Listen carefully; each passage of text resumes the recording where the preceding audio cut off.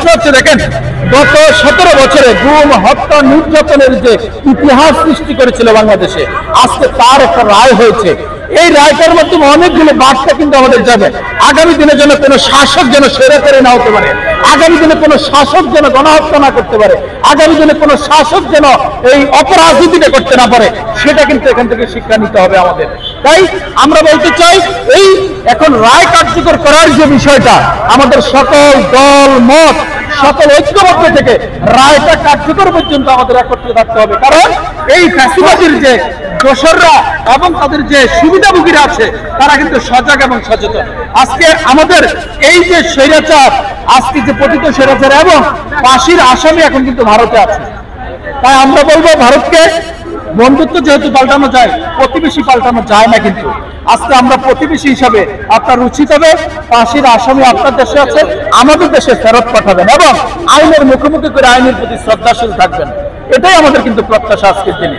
আরেকটি বিষয় আমরা একটু লক্ষ্য করলে বুঝতে পারবো, মনে করি দেখেন, অপরাধ যিনি করেন আর যিনি সায় দেন সাথে থাকেন, উনি কিন্তু সমান অপরাধী। তাহলে আজকে আব্দুল্লাহ মামুনকে যে 5 বছরের সাজা দিয়েছে, আমরা মনে করি এটাকে পুনর্বিবেচনা করা উচিত এবং এটাকে পুনর্বিবেচনা করে এটা ফাঁসির তারও ফাঁসি কার্যকর করা উচিত বলে আমরা মনে করি। কারণ দেখেন, রাষ্ট্রের সর্বোচ্চ ব্যক্তি যখন এই ধরনের বক্তব্য, এই ধরনের কর্মকাণ্ড তার নিশ্চয়ই কিছু লোকের মাধ্যমে সংগঠিত করে, তাহলে তারা তার সাথে পুরোপুরি জড়িত আছে এবং ছিল। অতএব তাদেরও ফাঁসির রায় দেওয়ার জন্য আমি বিনীত অনুরোধ করবো। আরেকটা বিষয় কি জানেন, আজকে আওয়ামী লীগের প্রায় 1.5 থেকে 2 কোটি সমর্থক আছে, কিন্তু নাই কেন? আজকে তাদেরও উচিত রাস্তায় নামা, শেখ হাসিনার ফাঁসি চাওয়া এবং রায় কার্যকর হওয়ার জন্য তাদের আন্তরিক। কেন জানেন, একজন ব্যক্তির অপবাদ, একজন ব্যক্তির গণহত্যার যে দায় দল কেন নিবে? একজন ব্যক্তির গুমের দায় কেন দল নিবে? তাহলে আওয়ামী লীগের উচিত ফ্রেশ হওয়া, এই গণহত্যাকারীদের ফাঁসির রায় কার্যকরের মাধ্যমে দল তাদের ফ্রেশ হওয়া, তাদের উচিত রাস্তায় থাকা, সজাগ থাকা, সচেতন থাকা, যেন ফাঁসির রায়টা কার্যকর হয়।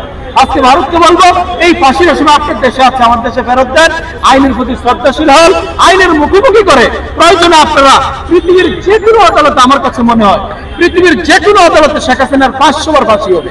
আপনার জন্য যেমনটা বলছেন যে সবচেয়ে পৃথিবীর একটা অজনপ্রিয় দলকে এই 17 বছর ক্ষমতা রেখেছে ভারত, আমরা বলবো। এবং ভারত না, ভারতের জনগণ না, একটা শেখ কসাই, একটা মোদী, এই একটা অজনপ্রিয় একটা সন্ত্রাসী দলকে বাংলাদেশে কিন্তু ক্ষমতা রেখেছিল। আজও কিন্তু তার সে তাণ্ডবলীলা চালাচ্ছে। ইনশাআল্লাহ এদেশের 20 কোটি মানুষের 40 কোটি হাত আছে। 1971 সালে রক্ত দিয়ে যুদ্ধ করা জাতি এটা, 52 সালে ভাষা এনেছে এই জাতি। এই জাতি 24-এর গণ-অভ্যুত্থান রক্ত দিয়ে, 1400 লাশ দিয়ে গণ-অভ্যুত্থান সংগঠিত করেছে। ভারতের চক্ষু শুন আমরা কখনো এই দেশের জনগণ মানবে না। আমরা প্রস্তুত আছি যে কোনো অপরাধনীতি, অপরাধের বিরুদ্ধে আমরা সজাগ এবং সচেতন সোচ্চার আছি। ইনশাআল্লাহ ভারতের প্রশাসন, মোদী সরকারের প্রশাসন এদেশের আইন এবং এদেশের বিচারের রায়কে ইনশাআল্লাহ ব্যর্থ ঘটাতে পারবে না, এটাই আমাদের দৃঢ় বিশ্বাস।